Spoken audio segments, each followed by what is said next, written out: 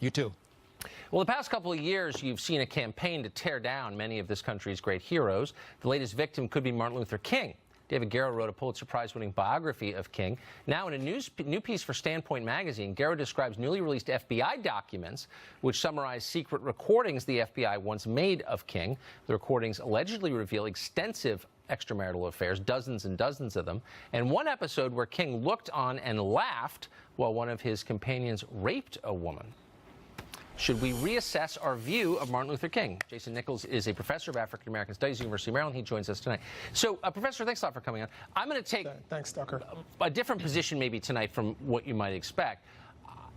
We've seen a whole bunch of different heroes in American history kind of dethroned, and in some cases, literally, their statues knocked over because we learned that they were flawed in their personal lives. Thomas Jefferson, great example.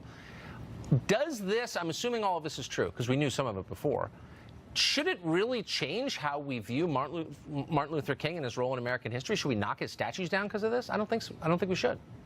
Well, again, Tucker, I think you'd be making a mistake to make the assumption that this is true. David Garrow, as a matter of fact, all of his articles, you know, he tried to write this for many publications, including The Guardian, The Atlantic, The Washington Post. They all rejected it because his evidence wasn't solid. Right. Mainly because of the fact that he hadn't heard the FBI tapes. He didn't have access to them. He was going off FBI memos, and these are memos from COINTELPRO, who we know was not trustworthy and wanted to destroy Dr. King. Okay, then look, by the way, I'm happy to hear that. I don't like to think, I respect Martin Luther King, and I don't want to think these things are true. But, right. You know, we often learn that people we revere for their role in history are deeply flawed. And there is actual evidence that King was deeply flawed and was a philanderer. I think we can say that. Okay, yeah, sure. I think having extramarital affairs is very different than watching someone be raped. I agree with that completely. But I'm just saying, should we define, I just think the principle is worth standing up for. Should we define a man's life by his worst moments, or should we take 3 steps back and assess his place in the sweep of history? And this is, I'm making the case on behalf of Thomas Jefferson as well as Martin Luther King. Can the standard apply to both of them? Yeah, well, so with Dr. King, I will say this. I believe that we should not tear down all of his statues. All of his statues, okay. But I think one of the things about Dr. King, as great as he was, and he's one of my personal heroes, one of the things about him is that a lot of times his image obscures so many other people in the civil rights movement. And I would say, actually, the most important person to the civil rights movement was not Dr. King, it was Ella Baker.